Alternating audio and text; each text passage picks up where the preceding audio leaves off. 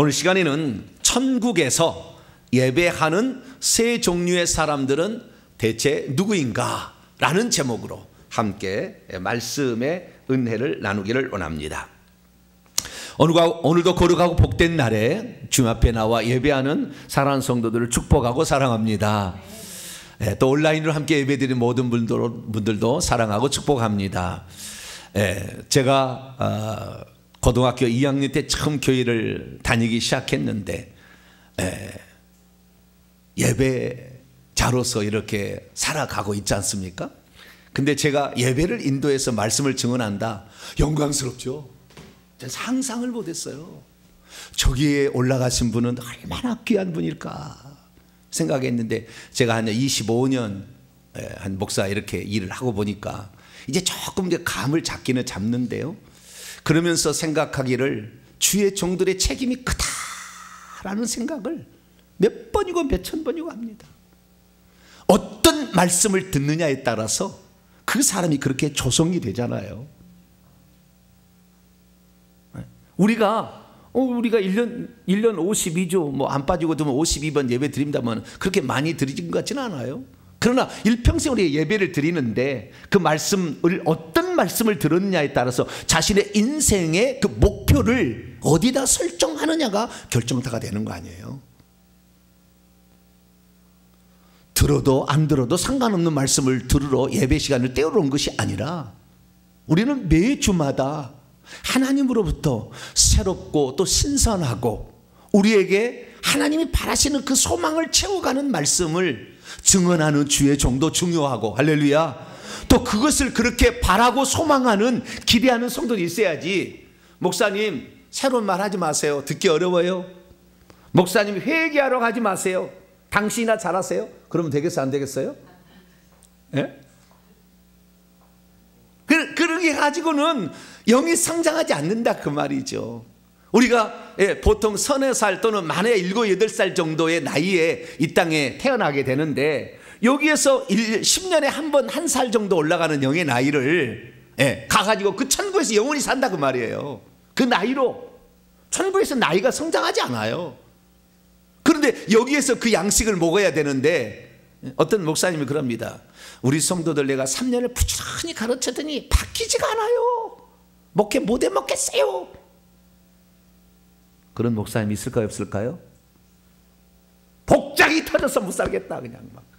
우리끼리 만나면 그런 얘기를 합니다. 그 정도로 영의 나이 성장하는데 거꾸로 생각해 봤어요. 그러면 당신이 나한테 하는 얘기입니다. 너는 그러면 이 성도들이 영이 나이가 성장하도록 너희는 이끌어 갔느냐? 그런 말씀을 너는 줬느냐?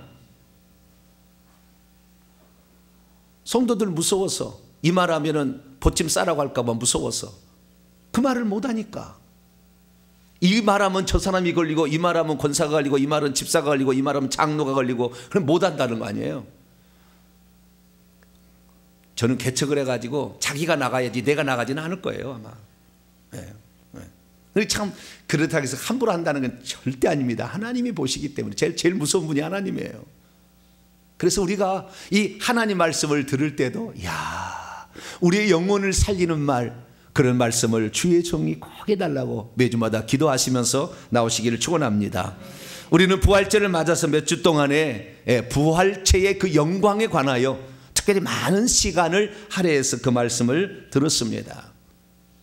우리 믿음을 가진 자들은 죽을 때 즉시 부활체를 입고 생명의 부활에 나가서 하늘에 올라가면 낙원에 가서 심판을 받아요. 심판을 받을 때 우리의 지나간 모든 흔적들이 영화 필름처럼 쫙 지나가면서 너의 신분은 이거다 라고 딱 결정이 되는 겁니다. 그래서 성경 말씀에 의하면 이 고린도서 15장 40절 41절 보면은 하늘에 갔을 때 그 영광의 모습이 다 다르다는 거죠. 해와 달과 별의 영광. 그러나 믿지 않는 자, 이런 악한 일을 행하다가 심판의 부활로 나가서 즉시 지옥에 떨어져서 고통을 받는데 저와 여러분은 이 생명의 부활로 나갈 때에 보다 더 영광스러운 존귀한 자의 반열이 될 수 있는 복된 성도가 되기를 축원합니다. 그러면 우리가 이 천국에 들어갔을 때 해의 영광, 달의 영광, 별의 영광이 있다는데 어떤 모습으로 그러면은 그 그 천국에서 있게 되는 것일까요? 그리고 우리가 그 하나님 앞에 나가서 예배 드릴 때 그 영광이 다 다를 텐데, 그러면은 이 달의 영광에 예배 드리는 사람은 어떤 모습의 영광을 드리고 예배를 드리고, 별과 또 해의 영광을 가진다는 어디에서 어떤 모습으로 예배를 드리고 있는 것일까요? 그냥 무작위로 막 섞여서 이렇게 예배를 드리는 것일까요? 우리는 천국에 들어갔을 때 예배 드리는 장면을 알고 오늘 가실 수가 있습니다. 오늘 말씀을 듣는 사람은 정말 복된 자예요. 할렐루야. 이런 말씀 아마 지구상에서 몇 번째 안 한 설교가 될 거예요. 그러나 좌우지간 우리가 뭔가를 듣는 것은요, 우리로 하여금 그 영광의 반열에 한 단계 더 올라오라. 할렐루야. 그런 뜻이 있는 거예요. 그래서 우리로 하여금 이게 듣게 하는 거 아니겠습니까? 자, 천국에 예배 드릴 때는 각자 알아서 옷을 입고 갈까요? 흰 옷을 입고 갈까요?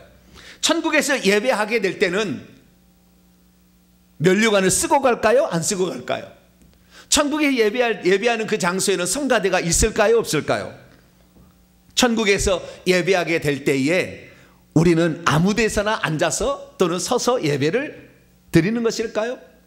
우리가 예배 드릴 때도 해의 영광을 가진 자와 달의 영광을 가진 자와 별의 영광을 가진 자가 다르다고 했는데, 예배 시간에는 과연 어떤 모습으로 천국에서, 실제를 제가 오늘 얘기하는 겁니다. 실제 감 똑같을 거예요. 실제를 말씀을 드릴 테니까 어떤 모습으로 천국에서 지금도 예배하고 있는데 어떤 모습으로 예배하고 있을까요? 만약 우리가 그 예배자로서 그 자리에 참여하게 된다고 한다면 우리는 과연 어디에서 어떤 모습으로 예배를 하게 되는 것일까요? 오늘은 그 예배를 통하여서 우리의 영광의 모습을 다시 한번 살펴보고, 또한 그 하나님 보좌 가까이 갈수록 더욱더 존귀한 자가 되는 것인데, 어떻게 할 때 하나님 보좌 더 가까이 나가서 예배하는 그런 사람이 되는가 오늘 살펴보기를 원합니다. 오늘 본문 말씀은 어떤 말씀입니까? 네 생물과 천사들 그리고 24 장로들과 14만 4천의 인침을 받은 자들과 그리고 아무도 능히 셀 수 없는 허다한 무리가 하나님의 보좌 앞에서 예배를 하였다라는 그러한 말씀입니다. 천국에서 예배하고 있는 자들은 인간만일까요? 아니면 천사일까요? 아니면 둘 다일까요? 그리고 이 천국에서 예배하는 자 중에 이 악기를 들고 있는 24 장로는 대체 누구를 가리키고 있는 것일까요? 그리고 14만 4천 명의 인침받은 자들이 그 앞에서 예배를 드린다는데 이들은 대체 어떤 자들이며, 그리고 헤아릴 수 없이 많은 이 무리들이 또 예배를 드린다는데 이들은 대체 누구일까요? 우리도 얼마 안 있으면 죽으면 바로 부활체를 입고 그 맨 처음에 우리는 천사들 이끌림 받으면요 예수님 앞으로 가요. 낙원에 가서 심판을 받고 이미 심판은 되어진 것입니다. 행위책과 생리책에 따라서. 그래서 딱 가서 예수님 앞에 가서 그 앞에 탁 엎드립니다. 예수님, 제가 왔습니다. 딱 엎드려요. 그러면 예수님이 우리에게 딱 한마디를 해요. 딱 그 사람의 적합한 말을. 여러분, 그때 잘하였도다 착하고 충성된 종이여. 할렐루야.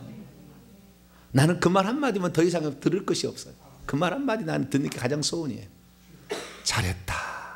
네가 그렇게 충성되이 살았음을 내가 다 보았노라. 할렐루야. 그 말 들으면 더 이상 듣을 말이 없을 정도로 저는 그런 사람이 되고 싶어요. 그렇게 되면 그 다음부터 자기 집으로 이제 데려갑니다. 천사가. 내 집이 살 집이 여기다. 다 가르쳐 주는 거예요. 그래서 거기서 삽니다. 거기서 살게 돼요. 그러면 내가 만날 사람도 만나고, 여러분 어떤 사람은 천국에서 예배만 드린다고 하는데 예배는 일부분이고요 개인 시간이 엄청 많아요. 이 천국에서 예배만 드리는 게 아니에요. 예배는 또 그러면 예배는 지루하는가?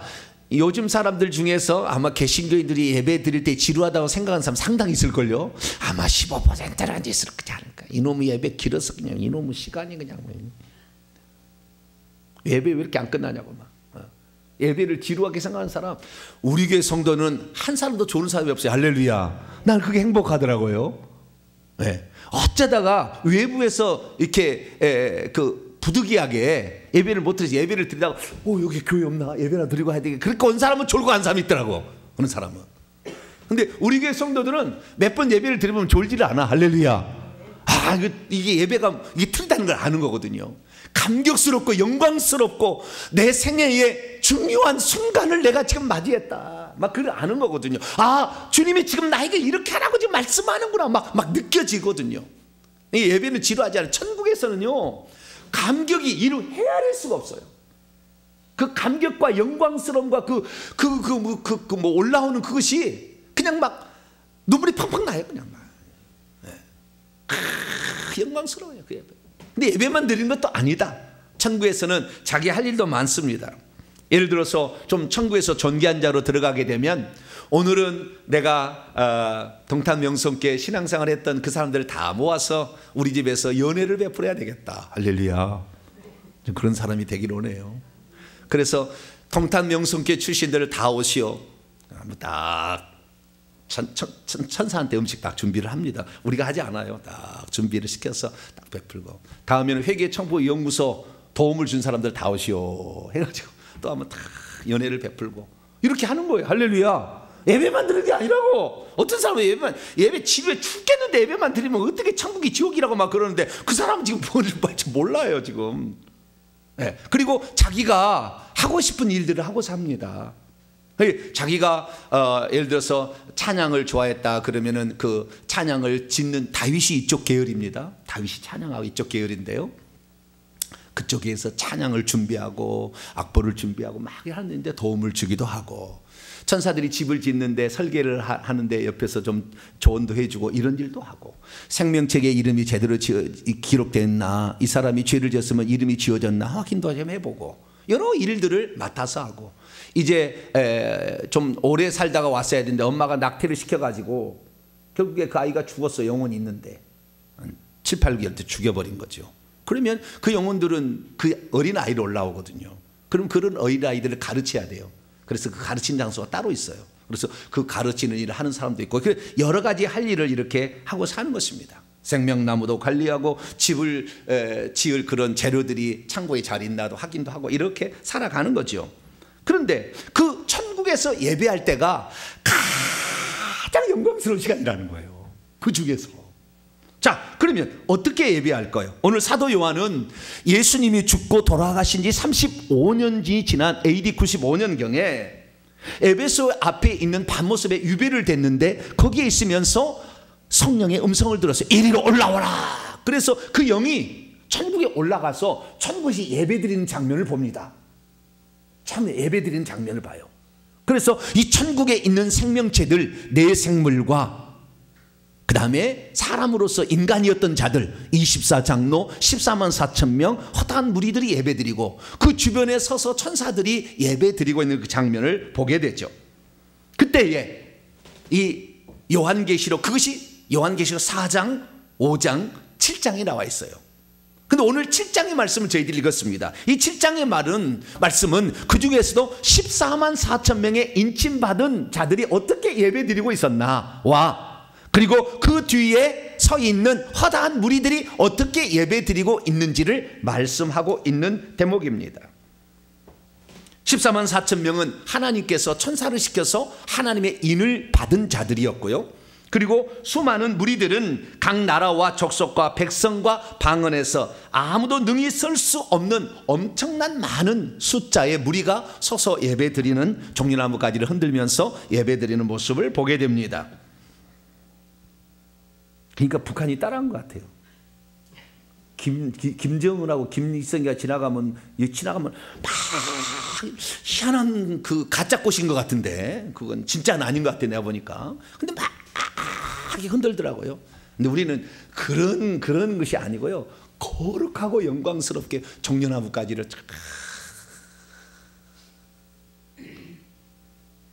찬양 한번 해봐야 되겠어요. 찬양 한번, 그때 드릴 찬양을 한번 우리가 한번 찬양을 해봐야 되겠어요. 오늘 본문에 나오는 거예요.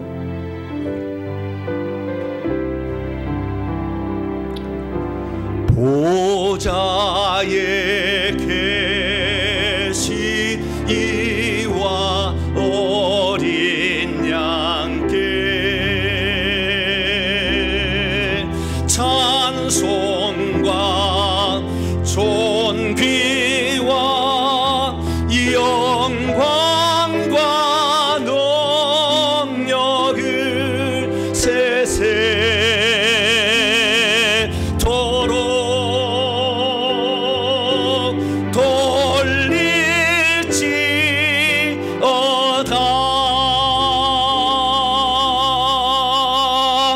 할렐루야.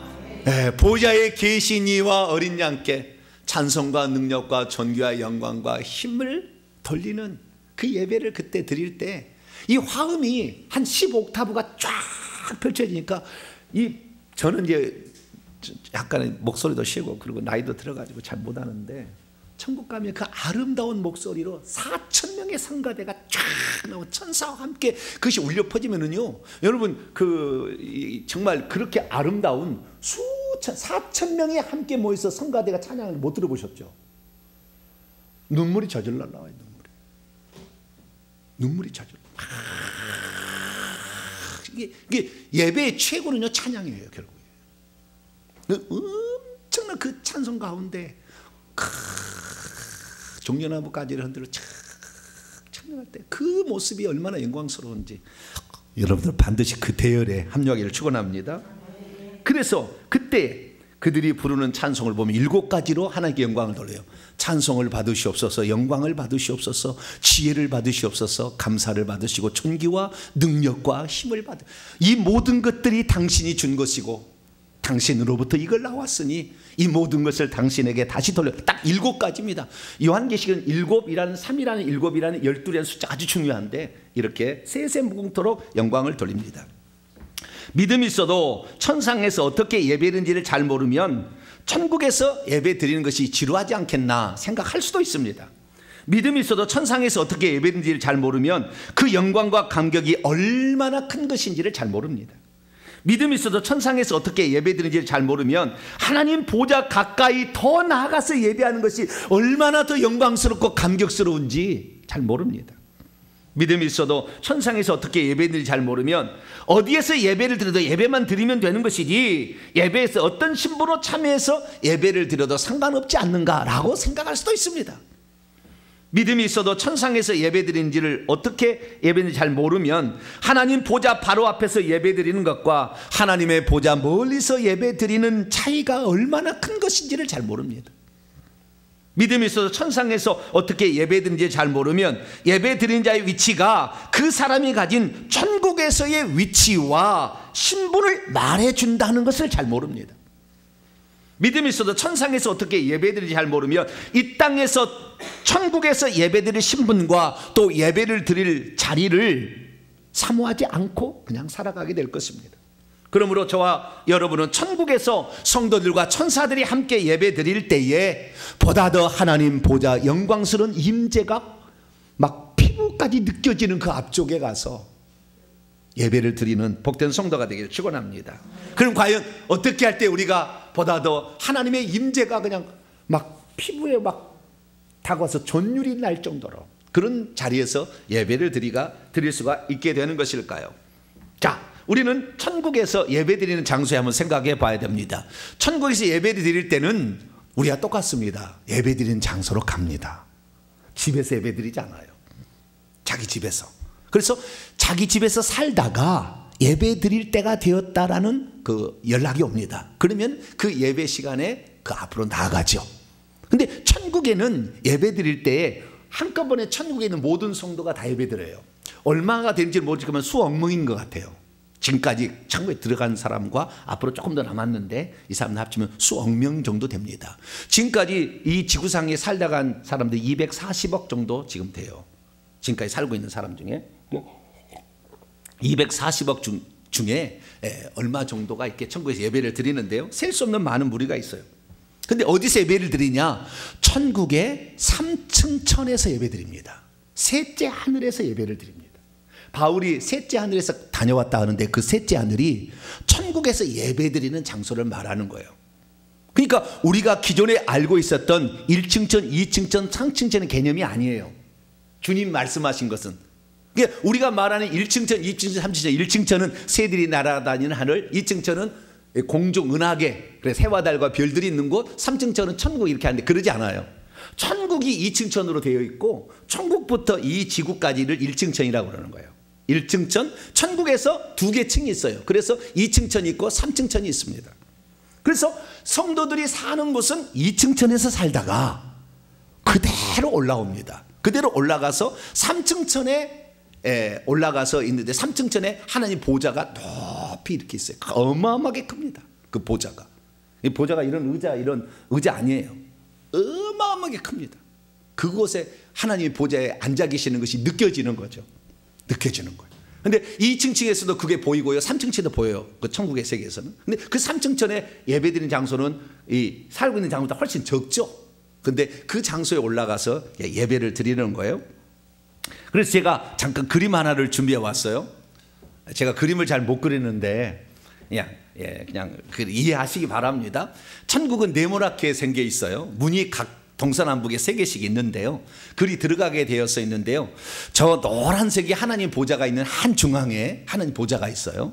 그 보좌 앞에 14만 4천 명이라는 사람들이 그 약간 작은 원 안에 들어가 있고, 조금 더 큰 원 안에는 허다한 무리들이 그렇게 서서 예배를 드리는데, 땅에서 살 때는 천국의 땅은 24개로 나눠져 있어요. 마을이 24개입니다. 그래서 요셉 마을, 모세 마을, 아담 마을, 다윗 마을이 천국의 24장로들인데, 이 사람들이 각 마을의 대지상과 왕들이 됩니다. 그래서 대지상이 되어가지고 오늘은 요셉 지파가 예배 드릴 때입니다. 그러면 요셉 지파 사람들이 다 천국에 올라오는 거예요. 천국에 올라와서 이 예배를 드리고요. 오늘은 다 예배를 드릴 때입니다. 그러면은 전부가 다 올라와서 예배를 드리는 거예요. 그러니까 그 공간은 우리의 공간하고는 틀리는 거예요. 마음껏 늘어날 수도 있고 그렇게 하는 거예요. 엄청나게 넓은 곳이니까. 그래서 한 지파들이 올라가게 되는데, 하나님 보좌 뒤에는 천사들이 사는 곳이 있어요. 이것은 하나님이 계시는 곳과 천사들은 3층 천에 있고, 우리 인간이었던 자들은 2층 천에서 각 지파대로 각 마을에 들어가서 살다가 올라와서 이렇게 예배를 드리게 되는 것이죠. 그래서 이제 예배를 드리게 되는데, 예배 드릴 때는 그대로 올라옵니다. 그래서 만약에 그 성벽 맨 끝에 있던 자들이 올라오면은 천국의 3층째로 올라갈 때도 맨 끝쯤으로 올라가는 것이고, 하나님 보좌 가까이 집을 짓고 사는 사람은 바로 하나님 보좌 가까이 올라가는 거예요. 그대로 올라가는 거죠. 그래서 그때 그렇게 예배를 드립니다. 예배를 드릴 때는 면류관을 쓰고 갑니다. 면류관은 천국에서 일종의 훈장입니다. 훈장. 북한에 가면 여기다 뭘 달잖아요. 그 군인들 보면 여기다 뭘 달고 있잖아요. 그러듯이 훈장으로 면류관입니다. 그 면류관에 보석과 보석이 달려있는데, 보석의 크기와 종류가 다 달라요. 다 하나도 일치한 사람이 없어요. 그래서 그 보석을 통하여 그 빛남이, 그 훈장이 그가 어떻게 살았는지를 더 영예스럽게 되는 그 면류관을 쓰고 그렇게 예배를 드리러 가죠. 근데 그 예배를 드리러 가게 될 때에 그 장면을 보니까, 이 하나님 바로 보좌 가까이, 가장 가까이 오른편에는 24장로들이 있고, 그리고 그 앞쪽에는 14만 4천 명이 있고, 그리고 그 뒤에는 허다한 무리가 서서 예배를 드리고 있다는 것이죠. 그럼 천사는 어떻게 예배를 드리는가? 천사는 보좌와 그 다음에 네 생물, 하늘의 그 천상의 존재죠. 천사도 아니고, 자, 우리가 하나님의 분신처럼 여겨지는 네 생물이 거기에 공중에 붕 떠 있어요. 그래서 다시 그림을 하나를 제가 그려왔는데요. 이것은 하늘에서 천상에서 예배드리는 장면을 그대로 표현을 해본 겁니다. 저 노란 왼쪽 그림을 보시면 그 노란 것이 하나님의 보좌고요. 그 보좌에 동그랗게 빨갛게 내가 4개를 쳐놨는데, 이것은 네 생물이에요. 그 네 생물이 그 보좌 옆에 떠 있어요. 3층 천에 보좌가 있으면 그 옆에 이렇게 떠 있는 거예요. 근데 오늘 뭐 내가 준비를 안 했습니다만은, 네 생물을 사람 크기 정도로 그려놔. 이렇게 다른 사람 보면 그거 아니에요. 이 네 생물이 얼마나 크냐면은 한 4층짜리 높이에 그 정도로 집채만큼 커요. 엄청 큽니다.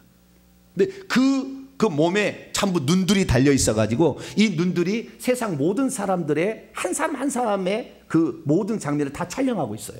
이 생물이, 이 생명체가. 그리고 나중에 심판을 하는 거예요. 그리고 이 네 생물이 어마어마하게 크고요. 그리고 그 보좌의 오른편에 두 줄로 12명씩에서 24장로가 자리에 앉아 있어요. 24장로의 보좌들이죠. 왼쪽 편에는 초록색으로 그려지면 4천 명의 성가대가 있어요. 하나님 보좌 가까이서 찬양을 드려요. 여러분, 찬양 잘하고요, 진짜 믿음 있는 사람은 저 자리 들어갈 거예요. 할렐루야. 인류 역사 가운데 4천 명만 딱 뽑아요.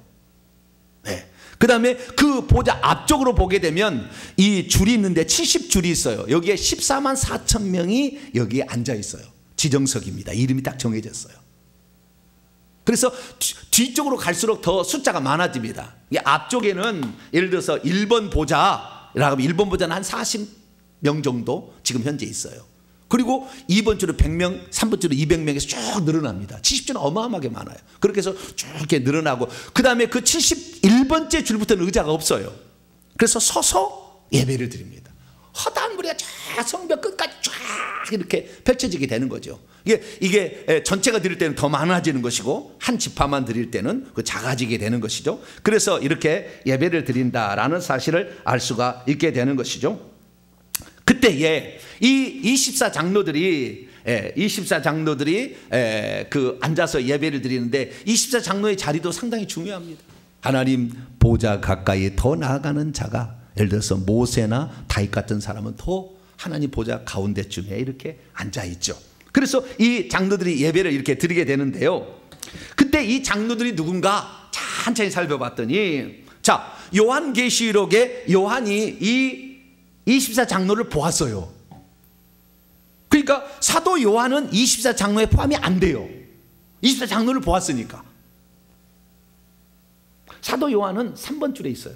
그래서 24장로 아니었어요. 1번 줄에 있는 사람 중에 일부가 24장로가 되는데, 이 24장로는 아니었던 거예요, 사도 요한은. 그래서 24장로가 누군가 이렇게 봤더니, 성경에 이제 나와 있는 것을 중심으로 제가 펼쳐봅니다. 24장로를 그렇게 딱 결론적으로 얘기하면, 인류 역사 가운데에 가장 뛰어난 신앙의 인물을 하나님이 골랐어요. 그래서 1번 줄에 있는 사람 중에 24명을 데려다가 24장로의 보좌에 앉게 했다는 것입니다. 이들은 성경에서 이긴 자들 중에 대표가 되는 자들로서 천국에 가면 심판하는 권한이 주어진 대단한 존재들입니다. 이들은 전부 다 금으로 된 면류관을 쓰고 있는데요.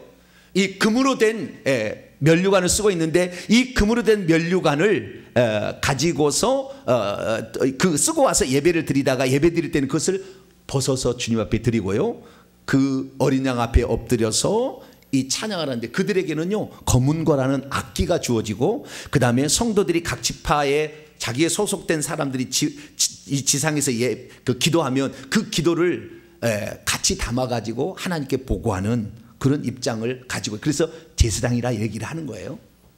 그래서 그 금대접을 가지고 천국에서 예배를 드리고 있습니다. 이들은 세세토록 살아계신 그 하나님 앞에 엎드려서 자기 면류관을 보좌 앞에 드리며 경배를 드리죠. 그래서 이 24장로가 있다는 것을 알 수가 있게 되는데요. AD 95년경 사도 요한이 그들을 보았을 때 그들은 이미 정해진 채 있었습니다. 천국에 직접 들어가서 본 자들의 말에 의하면 이들 중에서 신약의 성도는 4명밖에 없어요. 세례 요한, 그다음 베드로, 바울, 그리고 평신도에서는 스데반, 순교자로서 이 4사람이 대표자로서 거기에 가 있는 것을 보게 됩니다. 그리고 나머지 21명은 구약의 인물들이죠. 구약의 인물들인데, 이들은 옛날부터 성경에 기록된 수많은 인물 가운데 대표적인 사람들이에요. 그래서 우리가 잘 아는 족장시대는 아브라함, 이삭, 야곱, 요셉, 유다, 이런 사람들이 거기에 들어가 있고요. 그리고 출애굽과 가나안 정복시대는 모세, 아론, 여호수아, 이런 사람이 들어가 있고요. 왕으로서는 다윗 왕 혼자 들어갔어요. 선지자는 4명 들어가 있는데, 능력을 행했던 엘리야와 엘리사, 예언하고 환상을 보았던 이사와 에스겔, 요 정도가 들어가 있는 상태입니다. 이방인도 들어있는데요, 욥이라는 사람도 들어가 있어요. 욥도 24장로에 한 사람 들어가 있죠. 이런 사람들이 지금 천국에서 예배를 드리고 있습니다. 그런데 그 예배, 그러니까 1번 줄에 있는 사람 중에 골라서 24장로를 대표로 앉힌 것이고, 이들이 각 마을의 수장이 되어서 각 마을에 살는 사람들을 예배 드릴 때 인도자가 되는 것이죠. 그런데 그 1번 줄부터 이제 14만 4천 명의 사람들도 있다는 거죠. 그 사람들이 누군가, 오늘 본문 말씀 봤더니 하나님의 천사가 하나님의 인을 가지고 와서 인을 쳐라, 하나님 그러니까 그 사람의 인을 친 사람들이에요. 이 사람들이 14만 4천이죠. 그러니까 구원받은 하나님의 백성들 가운데 상당 수준, 최고 수준은 24장로고, 그냥 그 수준의 빛과 맞먹는 이런 사람들이 14만 4천 명이 되어서 하나님 보좌 앞쪽에 있는 보좌에 앉아서 예배를 드리게 되는 것이죠. 그럼 이들은 누구입니까? 이들은 한마디로 결론부터 얘기하면 영적인 이스라엘 백성입니다.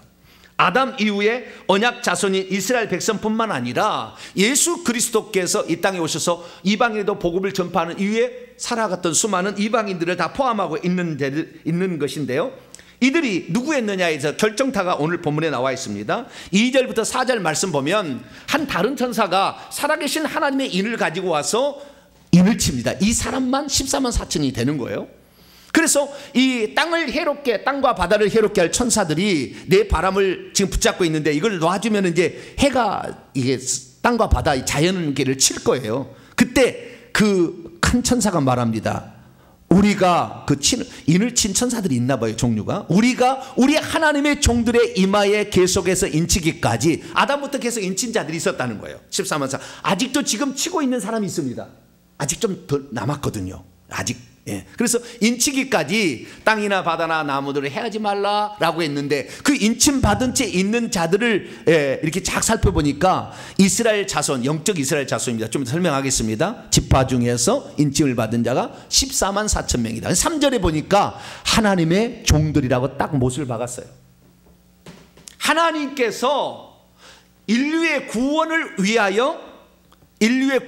위하여 정해진 사람들이 있어요. 이 사람들이 14만 4천 명. 그 사람들이 이 땅에 태어날 때 천사가 와서 인을 칩니다. 너는 합격하면 그때부터 하나님 일을 하는 거죠. 이건 정해진 거예요. 하나님이 이 땅에 보내기 전부터 정해진 거예요. 그 사람들이. 물론 예외는 있습니다. 그러나 정해졌다는 것이 예정되었다는 것이에요. 그러나 고정되지는 않았어요. 유동적입니다. 그러나 좌우지간 정해진 사람들인데 하나님의 종들이라는 거죠. 내가 기왕 14만 4천 명이 들어가기로 한다 그러면은 주의 종이 되셔야 돼요. 근데 주의 종은 천국 들어가기가 일반 성도들보다 더 어려워요. 왜냐하면 그 자신이 잘못 얘기한 모든 책임을 다 져야 되기 때문에 천국 들어가기가 더 어려워요. 훨씬. 그러나 내가 하나님의 종이 되어서 하나님 나라를 위해서 살겠다. 그런 사람들은 서원하시고 들어가시면 돼요. 주의 종이 되시면 돼요. 그런데 주의 종만 들어가는 건 아니에요. 제가 아는 선 평신도도 거기에 17번, 21번에 들어가 있더라고요. 그래서 이건 주의 종만 들어가는 건 아니다. 그러나 하나님께서 주의 나라와 복음을 위해서 특별히 인친 자들이 이 땅에 살 때도 그가 그렇게 살기를 간절히 바라면 빈자리가 생기는 거예요. 가룟 유다처럼 그 자리가 11번 자리였으나 쫓겨난 사람이 있다 그거예요. 그렇기 때문에 얼마든지 평신도도 들어갈 수가 있어요. 그래서 이 14만 4천 명에 들어가서 예배를 드리는 사람이 있다. 근데 이 14만 4천 명을 이스라엘 자손이다, 12지파에서만 들어간다, 이렇게 얘기하는 사람이 있다고요. 보통. 왜? 성경에 이렇게 문자적으로 나오잖아요. 그런데 이게 틀릴 수밖에 없는 이유는 뭐냐? 그러면 이 이스라엘 12지파는 아브라함, 이삭, 야곱의 12아들이 12지파가 된 거 아니에요. 그러면 12지파에 포함되지 않은 야곱이나 이삭이나 아브라함은 14만 4천 명이 안 들어간다는 거잖아요. 말이 안 되는 거예요. 히브리서 읽어보세요. 11장에 믿음의 조상의 아브라함, 이삭, 야곱, 사라 나와요. 그러니까 이 말은 이스라엘 12지파만 해당된다는 게 아니고 그 전에 있는 사람은 어떡할 건데, 에녹은 어떡할 건데, 하나님의 충성되다가 죽지도 않고 올라갔는데 이 사람은 그러면 그 14만 4천 명이 안 들어간다? 말이 안 되는 거잖아요. 뿐만 아니라 이스라엘 12지파가 이 야곱의 시대에 생겨가지고 그러니까 천년 뒤에 천년 뒤에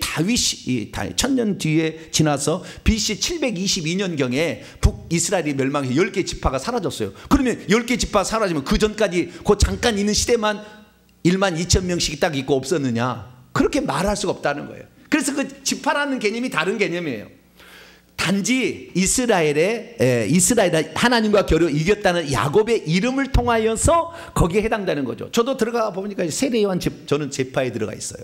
제가 천국에 가니까 세례요한 지파에 들어가 있는데, 자, 우리가 그 이스라엘의 24장로에 해당되는 사람들의 지파 속에 자기가 들어가는 것이죠. 그러니까 이 지파는 상징적이고 영적인 것을 말하는 것이다. 특별히 나중에 읽어보시오만은 이 12지파 가운데 단지파는 없어요. 그 다음에 에브라임 지파도 없어요. 에브라임 이제 요셉 지파로 바뀌어 있어요. 단지파의 유명한 사람이 삼손인데 삼손은 천국에 들어가 있고 14만 4천석 안에 들어가 있습니다. 근데 삼손이 단지파인데 없다고? 말이 안 되는 거죠. 그래서 실제를 알아야 되는 거예요. 영적인 실제를 알아야 되는 거예요. 그래서 우리가 9절의 말씀은 각 민족과 그 다음에 족속을 해야 되는데 이게 원문에는 지파예요, 지파. 그래서 하나님께서 인류를 각 지파대로 나눈다, 이런 의미인 것이지 이것이 실제는 아니다라는 사실을 알게 되는 것이죠. 그래서 이 천국에 가면 하나님이 선택한 종들, 특별히 하나님 나라를 세우기 위하여 천국에 들어오는 사람들을 만들기 위하여 선택받은 자들이 14만 4천석에 있고, 14만 4천석 가운데에 4천 명 정도는 오른쪽에 성가대로 있어요. 그러니까 14만 4천 명 중에 4천 명은 성가되고 14만 4천 명만 결국에 그 보좌에 앉아 있다라는 사실을 우리가 알 수 있게 되는 것입니다. 그래서 우리는 14만 4천 명이 보다 더 영광스러운 예배를 드리고 있다라는 사실을 알 수가 있고요. 세 번째, 마지막으로 아무도 능히 셀 수 없는 큰 무리가 9절 이하에 등장하고 있습니다. 7장 9절 말씀 보면 각 민족과 지파와 백성과 방언, 이건 세상 사람들을 가리키는 거예요. 이 사람들 중에서, 그러니까 유대인, 여기 민족은 유대인과 이방인이라고 할 수 있죠. 지파라고 했을 때도 여러 지파로 나눌 수가 있고, 백성과 방언, 언어가 다른 이런 사람들이 세상 사람들인데, 이 사람들이 아무도 능히 셀 수 없는 그들 중에서 무리가 흰옷을 입고 손에 종려나무 가지를 흔들면서 하나님께 구원하심이 보좌에 앉으신 우리의 하나님과 어린 양께 있도다 하면서 찬양을 드리고 있습니다. 이 사람들은 이 71번째 줄부터 이제 서 있는 거죠. 이렇게 쭉 서서 이렇게 예배를 드리고 있는 것입니다. 그래서 이 천국에 들어가는 다수의 사람들, 대부분의 사람들은 바로 이 무리 속에 들어가 있는데요, 이 무리가 누군지 궁금해했을 때에 이 장로 중 하나가 말을 합니다. 이 요한에게 이 흰옷 입은 자들이 대체 누구며 어디서 왔느냐 그랬더니, 당신이 다 아시지 않습니까? 24 장로의 한 사람이겠죠. 그 사람 당신 잘 알지 않습니까? 그게 모세가 되었든 뭐 다윗이 되었든 누구한테 물어봤겠죠. 그랬더니 그 장로 중 하나가 대답하기를, 이는 큰 환난에서 계속해서 지금도 나오고 있는데 어린 양의 피 안에서 그들의 옷을 희게 하였다라고 얘기하므로, 이 14만 4천 명뿐만 아니라 허다한 무리의 천국에 들어간 성도들은 여러 가지 환난과 시험 가운데서도 믿음을 지킨 자다 라는 사실을 알 수가 있고, 죄를 지었을 때 어린 양의 피에 자신의 죄를 씻겨서 회개를 했던 자들이다. 끝까지 믿음을 지킨 자들이고, 날마다 회개를 통해서 자신의 옷을 깨끗이 판 자들이 그 자리에 들어간다라고 성경은 얘기하고 있다는 거예요. 그러니까 우리가 이 천국에 들어가는 사람들을 보았을 때 우리가 어떤 사람이 되냐, 우리가 천국에 들어가려면 여러분 믿음을 끝까지 지키게 되길 축원합니다. 어떤 환난, 핍박, 유혹 온다 할지라도 다 물리칠 수 있게 되길 축원합니다. 끝까지 죽으면 죽으리라는 그 믿음을 지켜야 되는 거죠. 그래서 그 믿음을 지키게 되면 순교자의 반열에 들어가서 천국에 갔을 때도 순교자가 사는 따로 특별시에 들어갑니다. 그러니까 뭐 영광스러운 거죠. 너는 특별하다는 거잖아요. 그래서 우리가 그 믿음을 지켜야 되고, 날마다 지은 죄를 회개할 수 있게 되길 축원합니다. 예수 믿었을 때 내 죄는 다 용서받는데 무슨 우리가 회개를 해야 돼요? 그건 구원파예요, 구원파. 구원파 이단. 천국에 들어가 보세요. 회개 않고 들어온 사람이 있나? 날마다 어린 양의 피에 자신의 죄를 씻김 받은 자들이 들어온다. 할렐루야. 자, 그러면 우리는 이 천국에 가니까 성도들이 딱 보니까 세 종류의 사람들이 있어요. 24 장로, 14만 4천 명, 허다한 무리들, 세 종류의 인간이었던 존재가 거기에 와 있어. 남자 여자 구별 없습니다. 천국에 들어가면 이 인간이었던 자들이 거기에 있는데, 그러면 나는 어떻게 할 때 보다 더 하나님 보좌 가까이에 가서 예배 드릴 수 있을까요? 우선은 24 장로는 안 됩니다. 이미 차버렸어요. 그런데 14만 4천 명은 아직 덜 찼어요. 약 5 내지 6% 아직 덜 찼어요. 우리나라에서도 들어갈 사람이 상당히 많은데 다른 나라에 비하면 탁월하게 많이 들어가요. 우리나라 사람. 왜? 이런 말을 하는 데도 없고 이런 말을 듣고 깨어난 사람도 별로 없으니까 못 들어요, 이런 말을. 그러니까 그 나라에 대해 사모가 없잖아. 나는 천국만 들어갔으면 됐지 뭐 거기에서 뭐 이렇게 생각하잖아요. 그 어리석은 자예요. 그냥 그런 사람 어쩔 수 없어요. 성벽 끄트머리에 가서 그냥 저 멀리에서 주님이 저만 하러 보이는 데 가서 예배 드려야지 뭐 어쩔 수 없죠 뭐. 그런 사람들 집에는요 주님이 잘 오시도 않아요. 근데 어쨌든 우리가 천국에 들어갔을 때 보다 더 하나님의 임재가 피부로 느껴지는 감격스러운 그 자리에서 예배를 드려야 되는데 어떻게 되느냐. 첫째요, 천국에서의 모든 지위와 능력과 예배 자리는 이 땅에서 산 것으로 결정이 된다는 거예요. 어느 누구도 이 땅에서 자신의 삶을 통해서 그 나라를 준비하지 않는 자가 그 자리에 있는 자는 한 사람도 없더라. 설령 하나님께서 예정되어 있어서 인을 쳐서 14만 4천 명에 속한 자로 이 땅에 보내졌다 할지라도 그의 삶을 살아가지 못하면 그 자리를 못 차지하게 됩니다. 떨어져요. 성 밖으로 또 뒤로 가든지 성 밖으로 가든지 지옥까지 가게 되는 일이 있더라는 거예요. 그래서 우리는 이 마태복음 20장에 나오는 비유를 드려야 돼. 오후 5시에 들어왔어도 1시간만 일해도 한 데나를 주시는 하나님, 나중된 자가 먼저 될 수 있음을 알고 지금부터라도 각성해서 열심히 일하면 오전 6시부터 일한 자들하고 비슷하게 주어준다잖아요. 나는 이게 소망이 돼. 할렐루야. 내가 늦게 믿었고 우상 집안에 찌들어진 집안에 태어났지만 소망을 갖게 되는 것은 야 주님의 판단은 그렇다. 할렐루야. 예, 그래서 그 나라를 준비해야 되는데요. 자, 그러면은 그 나라를 들어가는 데 있어서는 믿음과 회개로 들어간다고 치고 그 나라의 자리의 결정은 예배드리는 자리와 그 신분의 결정은 어떻게 되는 것이냐. 그것은 한마디로요 충성하고 헌신하면 들어가는 겁니다. 뭐 한다고요? 충성하고 헌신하는 자가 들어간다. 게으르고 악한 자 안 들어간다. 그 나라 어찌 되는 난 상관없다. 절대 그 앞자리에 갈 수 없다. 내가 확실하게 얘기해 드립니다. 성경은 뭐라고 얘기했느냐. 충성되고 지혜 있는 종이 되라. 종이란 게 맡겨진 일이 있다는 거 아니겠습니까? 주의 종, 하나님의 종들의 이마에 인치기까지 잠깐 바람 불지 마라 하듯이 그 충성되고 지혜 있는 맡긴 일에 충성된 종이 되어서 그 일을 하게 되면 복이 있다. 왜? 천국 집도 다르고 하나님 보좌 가까이 짓고 살고 예배 드릴 때도 앞쪽에 가서 예배를 드린다라는 사실을 알게 되는 것이죠. 그래서 우리는 기왕이면 어떤 달란트를 받았든지 5달란트 받았든지 2달란트 받았든지 착하고 충성된 종이 되어서 작은 일이지만 충성할 수 있게 되기를 축원합니다. 천국에서 그러면 하나님께서 많은 것을 맡겨주는 그런 일이 우리에게 있게 될 거예요. 예, 요한계시록 2장 10절 말씀을 보더라도 주여 여기는 빠졌네요. 2장 10절 보게 되면 내가 장차 받을 고난을 두려워하지 말라. 볼지어다 마귀가 장차 너희 가운데서 몇 사람을 오게 던져 시험을 받게 하리니 너희가 10일 동안 환난을 받으리라. 내가 죽도록 충성하라. 그리하면 생명의 면류관을 주리라.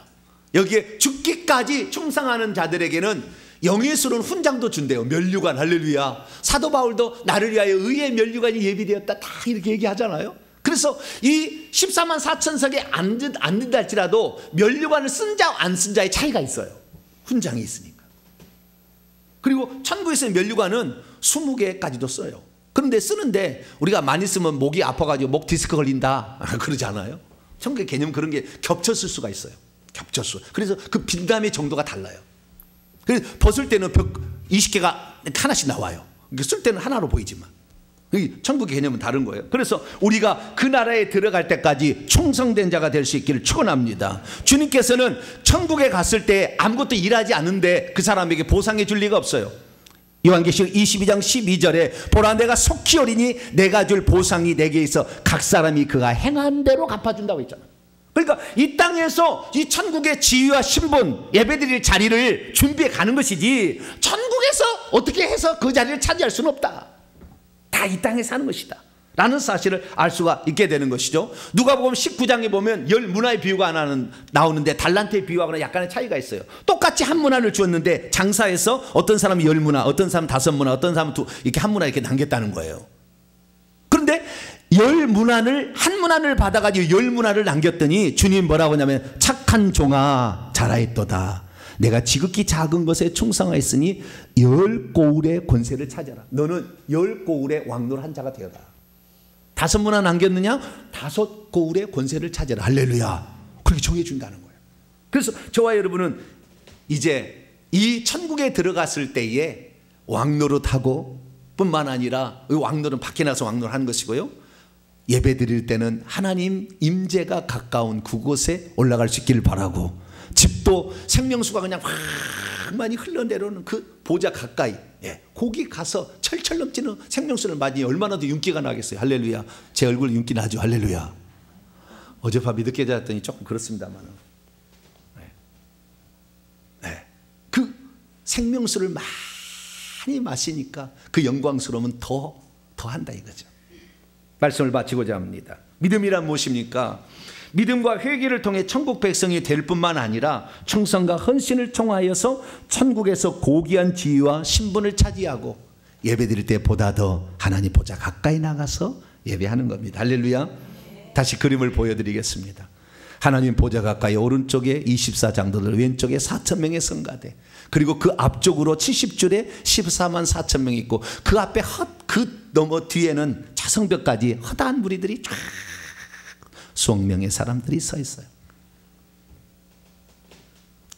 우리는 과연 어느 위치에서 영원토록 예배드리겠습니까? 한번 이 자리에 천국에 딱 들어가게 되면 이 자리는 영원히 변하지 않는 나의 자리가 됩니다. 유한한 이 세상의 삶 가운데서 이 자리를 차지할 수 있도록 우리에게 육체의 생명을 연장해 주고 계시는 거예요. 그런데 이 육체의 생명을 갖는 이 시간에 너무 봉사할 일이 많아서 목사가 나를 이렇게 시켜가지고 구역장을 시켜서 목사님 올해만 하고 내년부터 굵지 않아요 이제는. 그래서 뭐 하는 사람이에요? 나는 뒤로 가고 싶어요. 뒤로 보내주세요. 나는 지금까지 앞에 있었으나 나는 뒤로 가고 싶으니까, 나는 뒤로 가도 좋아요. 그 말을 대신하고 있는 거예요. 저는 그래서 일부러 지정하지 않아요. 이렇게 하십시오. 여러분 그러면은 머리 뒤밀고 와서 하시기 바랍니다. 한 가지 내가 예화를 하고 마칠게요. 천국에 가면은 우리가 이 땅에서 사는 것에 다 올라가서 천국 집이 지어지잖아요. 근데 천국 집만 지어지는 게 아니에요. 우리가 드리는 헌금이, 오늘 오후 찬양 예배 때 내가 좀 헌금하겠지만, 헌금이요 천국의 은행에 저축이 돼요. 예수님 말씀하셨어요. 거짓말 아닙니다. 너희를 위하여 보물을 땅에 쌓아두지 말라. 거기는 좀과 동록이 해하며 도둑이 구멍을 뚫고 도둑질해 가지만 하늘에 보물을 쌓아두라. 거기는 좀이나 동록이 해하지 못하며 도둑이 구멍을 뚫지도 못하고 도둑질하지도 못한다. 천국에도 은행이 있어요. 은행이. 뭐가 있다고요? 은행이 있다고요. 달란트 비유에 은행한테 취대하는 자에게 맡겨서 이자라도 가져오라고 하잖아요. 천국에도 집만 지어지는 게 아니고 우리의 수고와 노력과 헌신이 은행에도 저축이 됩니다. 그래서 은행에 저축이 된 것에 돼 있어 가지고 내가 잔치를 열고 싶다. 오늘 내가 100명 정도를 초대해서 그 잔치를 하는데 천사들 일을 시키는데 천사들은 그 음식을 어디서 장만해요? 그냥 내가 권세가 있다고 하는 게 아니라 그 저축되어 있는 걸 갖다가 써서 장만하는 거예요. 우리가 헌금을 하게 될 때 이 헌금이 하늘에서 우리의 집재료만 사용되는 것이 아니라 은행에도 저축이 되어서 우리가 필요할 때 꺼냈을 수가 있는 거예요. 그런데 그래서 이런 거예요. 우리가 그래서 결국에 천국에서 보다 더 앞자리에 가기 위해서는요, 나만을 위해서 산 자들은 14만 4천에 포함되지 않습니다. 다른 사람을 위해서 그들도 천국에 들어가도록 전도하고, 그들도 천국에서 보다 더 보좌 앞자리에 갈 수 있도록 그들을 인도하고, 내 가족이라면 내 가족 식구를 구원하기 위해서 부단히 기도하고 하나님 나라와 그의 의를 구하게 될 때 하나님께서는 우리를 더 귀하게 보시니 천국에 들어갔을 때 보다 더 앞자리에 가서 영광스러운 그 자리에 동참하는 복된 성도가 되길 간절히 바랍니다. 거룩하신 아버지 하나님, 우리가 천상에서 예배를 어떻게 드리는지 알게 하시니 감사합니다. 우리가 천국에 들어갔을 때 그 보좌에, 그리고 그 앞자리에 속한 모든 것들은 우리가 이 땅에서 준비하지 않는 자가 아무도 없었습니다. 주여, 우리들도 지금부터라도 충성하여서 천국을 침노하는 자 되게 해 주옵소서. 우리 주 예수 그리스도의 이름으로 기도하옵나이다. 아멘.